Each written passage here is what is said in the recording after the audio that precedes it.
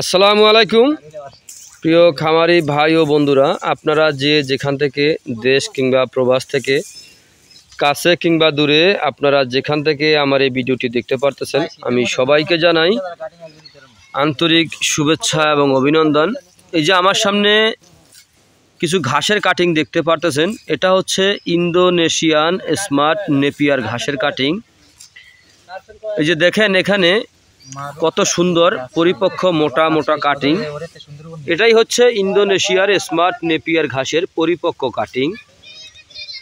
এখান থেকে যে কোনো একটি কাটিং যদি আপনি প্রথমে রোপণ করেন, প্রথম রোপণ করলে প্রায় 50 থেকে 60টির মতো চারা প্রথমে গজিয়ে থাকবে।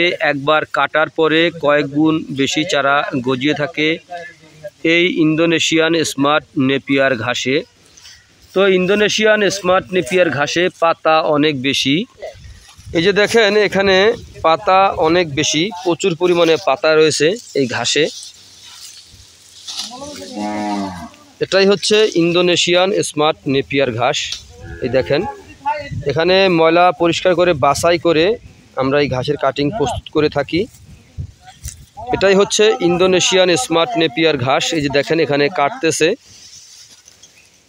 এই কাটিংটা খুবই ভালো, উন্নত জাতের উন্নত মানের ঘাস, ইন্দোনেশিয়ান স্মার্ট নেপিয়ার ঘাস। এই যে দেখেন কাটিংগুলি কত সুন্দর হয়েছে।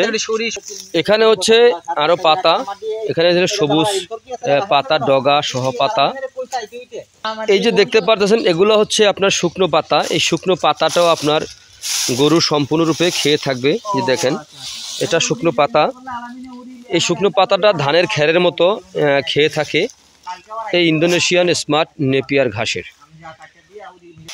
তো এই ইন্দোনেশিয়ান স্মার্ট নেপিয়ার ঘাস যদি একবার রোপণ করেন, একবার রোপণ করলে কমপক্ষে 5 থেকে 6 বছর খাওয়াতে পারবেন।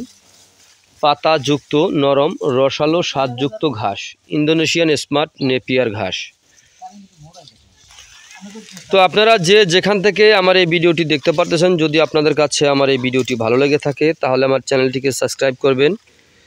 পরবর্তী ভিডিওগুলো দেখার আমন্ত্রণ রইল। তো সকলে ভালো থাকবেন, সুস্থ থাকবেন। আল্লাহ হাফেজ।